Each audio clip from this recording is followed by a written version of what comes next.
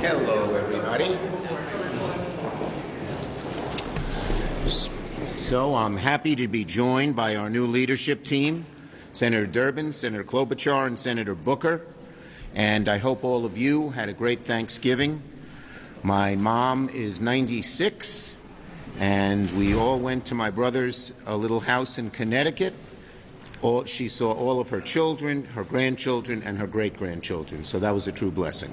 And I hope everyone else had the same good, happy Thanksgiving. Now, as you may know, today the Senate Democratic Caucus voted unanimously on our new leadership team for the 119th Congress. I know that this leadership team will help lead our caucus through this time of rebuilding, reflection, and help serve the American people. Serving as leader has been one of the greatest honors of my life.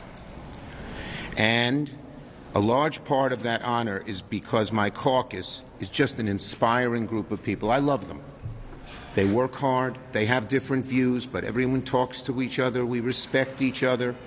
And you know, over the last 4 years, when I've been majority leader, we've had one of the most successful Senates in decades.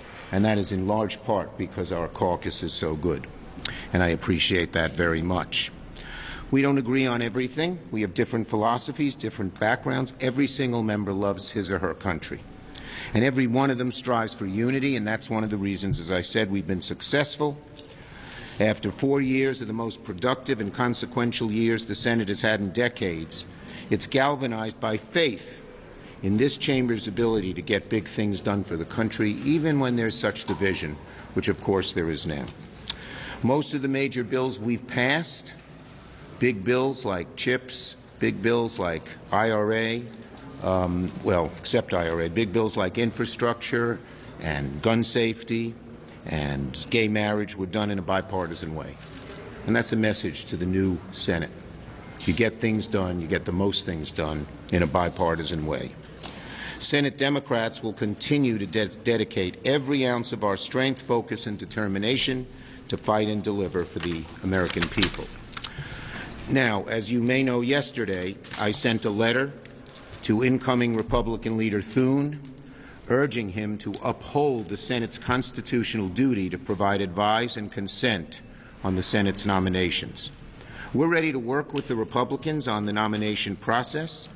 Each nominee is due the same fair and thorough consideration that previous nominees of both parties, no matter who was president, had received.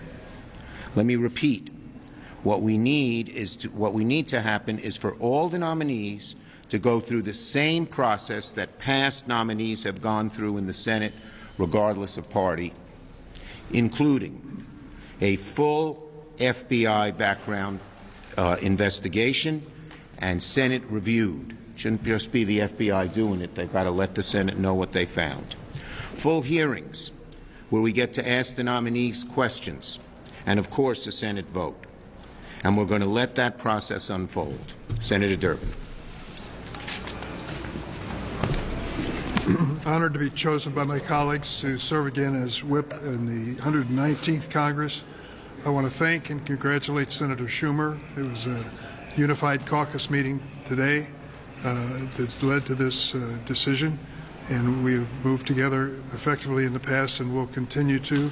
Happy to have my colleague Senator Klobuchar, Senator Booker as part of this team. I'd like to repeat what Chuck Schumer said about the process. Mark my words, you can't do a speed dating process for the cabinet of the President of the United States without ending up embarrassed and with things that are discovered only through a deep investigation by the Federal Bureau of Investigation. Do you know what the ordinary process had been in the past with previous presidents? They would float the names to the FBI of possible people for the cabinet for a cursory investigation to see if there's anything they missed in the initial look. And then if that came up thumbs up, they would announce it publicly and a deep, dark FBI investigation would ensue. The suggestion by some is we're going to do away with that. Some have suggested, well, maybe just the committee will take a look at it. The Senate Judiciary Committee does not have the resources of the FBI. We want to make certain the people serving this country at the highest and most sensitive positions have no background problems that jeopardize their service to this country. That is not too much to ask. I can tell you privately, many Republican senators have spoken to me and said, for goodness sakes, we can't do away with the FBI check. That is something that's just integral to the system. They won't say it publicly for obvious reasons, obvious political reasons. But we've got to stand for what Senator Schumer said yesterday. The process that has served us so well under previous administrations, previous generations, and previous presidents has to be honored. If they'll honor that, we've got to do our job and do it in a diligent fashion. Senator Klobuchar. All right. First, this is not the first time she hit the mic, but first. No, not my first one time. of the 4 leadership leaders. Exactly. Thank you so much, Chuck, and thank you to this incredible team, to Chuck and to Dick and to Corey. Corey and I were both running for president at one point, and it may or may not be true that we wrote notes to each other during a debate across the podiums. And I will never do that to Chuck on your leadership team. So I want to, first of all, talk about what I hope to bring to this, and that is that I am someone that believes you need to stand your ground, but also find common ground and look for solutions. And the American people are crying out for those solutions. And I have truly appreciated how Chuck has emphasized that is part of our goals for the coming year. That we must chart a course to bring the American people what they need and what they want. At the same time, we have to stand our ground. My colleagues mentioned these nominees and the thought that we require FBI checks for line prosecutors in the U.S. Attorney's Office in Minnesota or for FBI agents in New Jersey, and that these people who are up and nominated to lead these agencies wouldn't have the same kind of background review given to us, which it is our constitutional duty to advise and consent, and our job to protect and uphold and support and defend the Constitution. That's the oath that we take. And to exercise that oath, we must have that information when we look at these nominees. In addition, some of these other policies with the across-the-board tariffs or the additional tax cuts for the wealthy are things that are not in the best interest.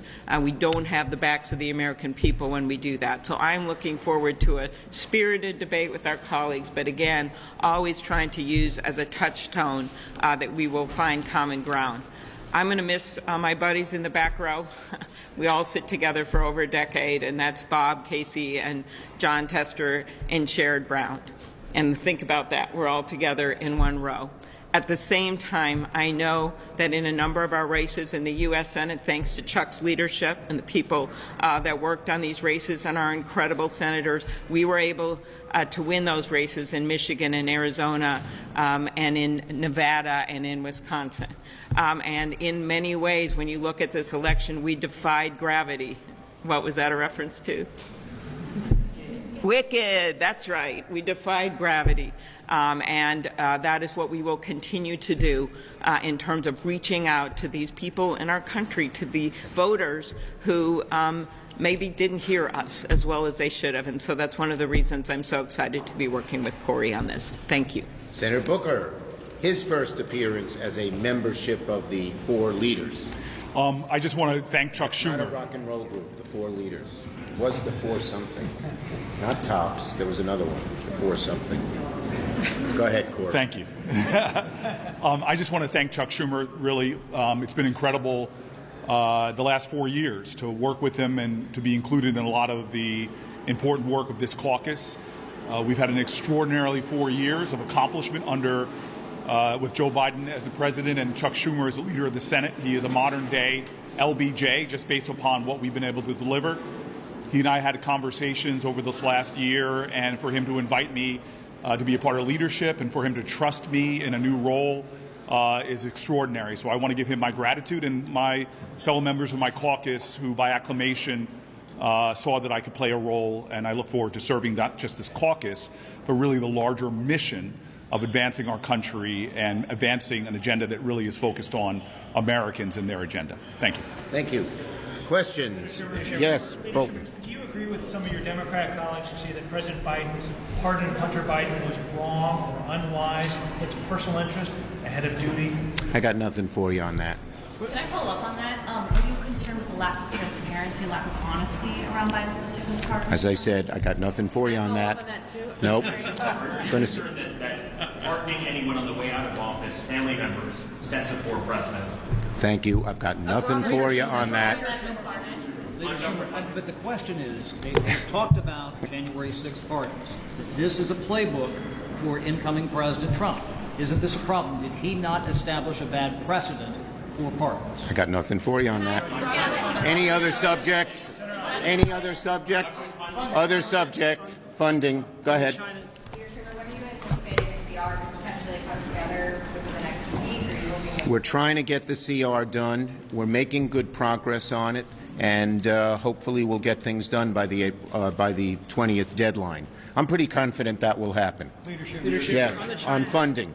Was the House anti-Semitism report accurate in reporting that he told Columbia administrators to keep their heads down? Absolutely not, and the report never said it. Leadership on the China hack, on the leadership, given the short amount of time and sharp differences between the House and the Senate on military pay and quality of life issues, are the prospects for doing a defense bill Well, waning? we're trying to get it done, but the problem is on the Republican side, where the Republican speaker and the and the Republican minority leader have different views on a top line. Until they resolve that, we can't get it done. Well, hopefully they will do it by next week. Thank you, everybody.